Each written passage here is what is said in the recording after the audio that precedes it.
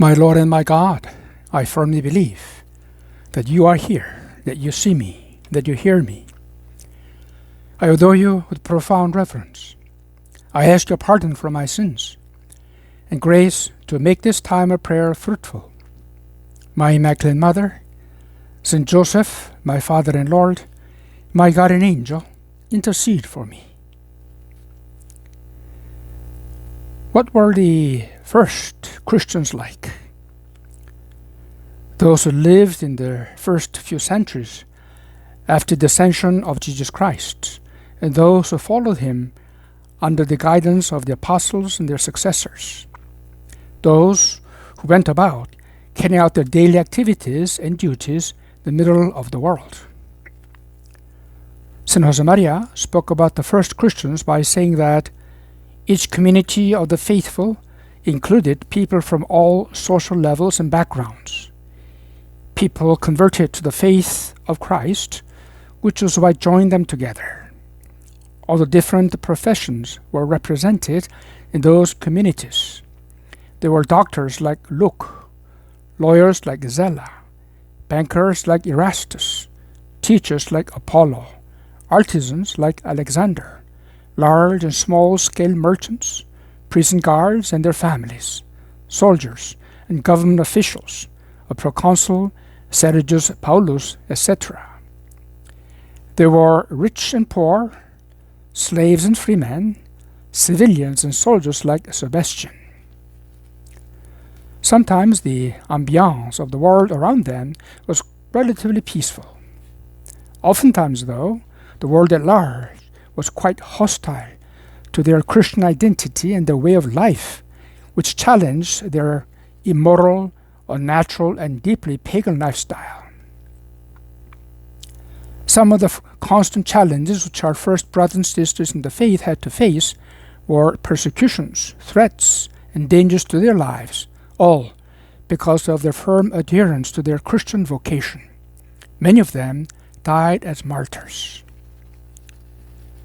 Lord, today we think about the wonderful example of meekness, which these brothers and sisters of ours had left for us as a guidepost in our personal lives, in our own lives, in our current atmosphere. Nothing has changed, really. Being a Christian in the middle of the world has always met with the challenges coming from a very hostile ideology, mentality, and culture. Jesus, you explained this to us today in the Gospel of the Holy Mass. You addressed the Jews what they already knew and practiced. You said to them, "You've heard that it was said, eye for eye and tooth for tooth." This phrase is known as the law of talion, or the law of retaliation. For the Jews, it was based on the words in the book of Deuteronomy. Show no pity, life for life, eye for eye, tooth for tooth, hand for hand, foot for foot. Jesus, it seems something quite basic. I mean, justice and fairness have to be practiced, no? In the world at large, we often work to keep things as even and equal as possible. Children begin very early to argue what they believe something is not fair. If someone hurts us in some way, we are tempted to hurt them back. Suing has gone out of hand in our culture.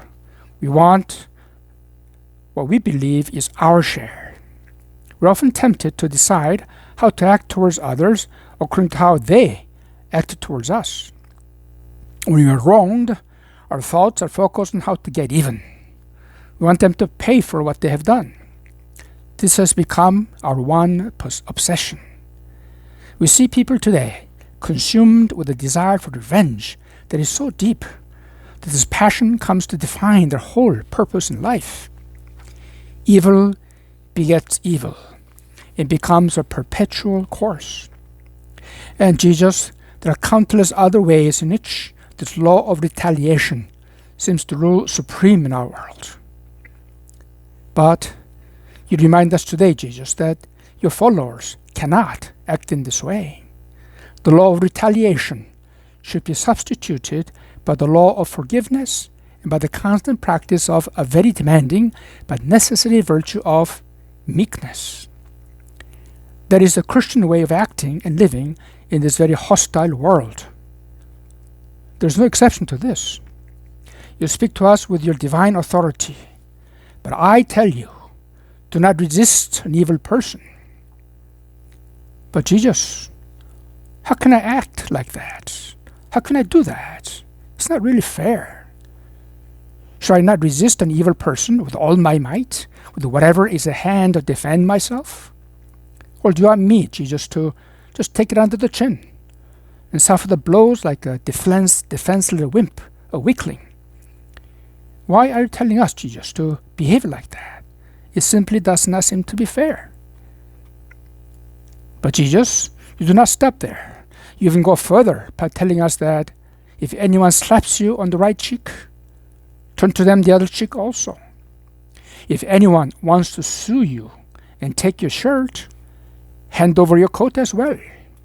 If anyone forces you to go 1 mile, go with them 2 miles.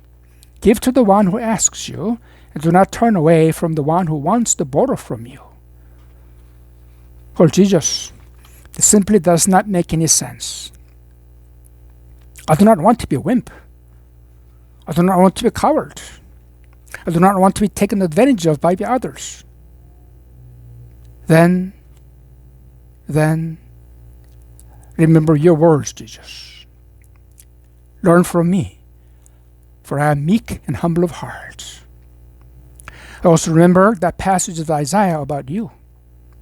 He was oppressed and treated harshly, yet he never said a word. He was led like a lamb to the slaughter, and as sheep is silent before the shearers, he did not open his mouth. And yet another passage from the Sermon of the Mount. Blessed are the meek, for they shall inherit the earth. Jesus, there seems to be something inherently good and beautiful about meekness. What is it, Lord? Well, precisely, the first Christians practiced it in their daily lives because they had discovered its inherent goodness and beauty. They always drew strength from meekness. Instead of being pushovers, the Christian witnessing in the face of a very hostile world gave them greater witness to you, Jesus, as the meek and humble one of God. The pagan world was simply amazed at such a Christian behavior. They said to the Christians, "Why don't you defend yourselves? Why do you suffer needlessly and unjustly? Why don't you retaliate?" There's a wonderful passage about the first Christians in the letter to Diognetus.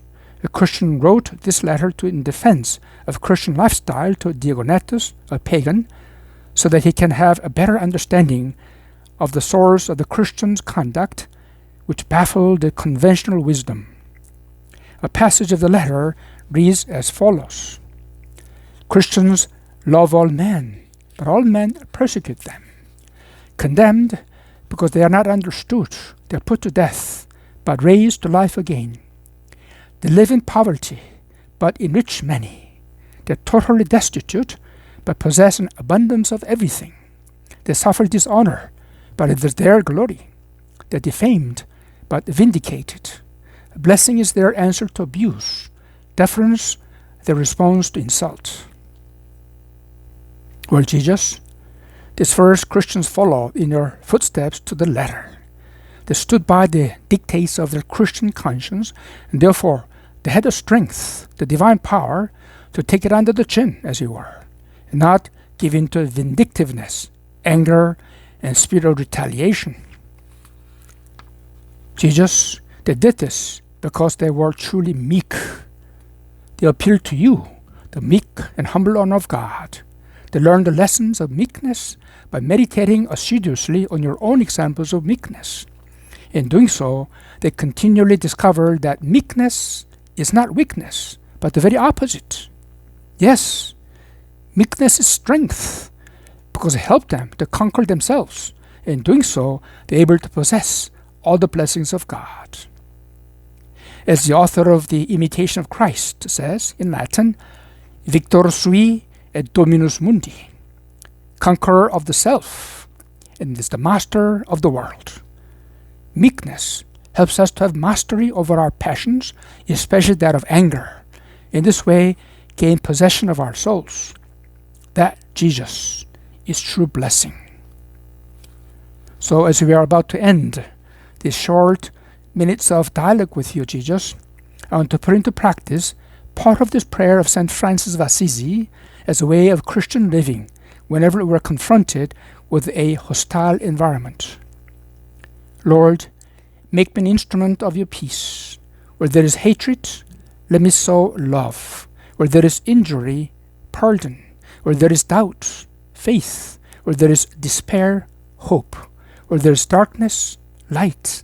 Where there is sadness, joy. I thank you, my God, for the good resolutions, affections, inspirations that you have communicated to me in this meditation. I ask your help to put them into effect. My Immaculate Mother, Saint Joseph, my Father and Lord, my guardian angel, intercede for me.